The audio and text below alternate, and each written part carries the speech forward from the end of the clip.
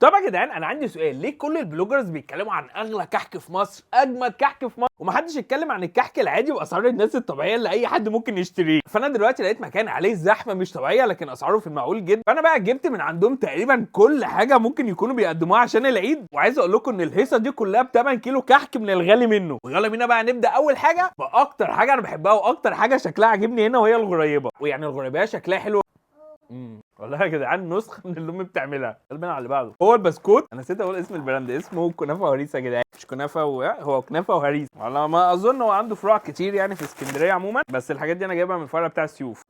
صدقوا جامد. خش بقى على اهم حاجه في العيد عموما، وهو طبعا الكحك. اركن لي يا ابني كل اللي فات على جنب علشان منتج العيد الحقيقي وصل. يا جدعان اقسم بالله الكحكه ما قابلتش اي مقاومه في بق نهائي. تعالوا نجرب بقى اللي بالعجوه. وبص يا جدعان الكحكه شبه اللي امي بتاعتها.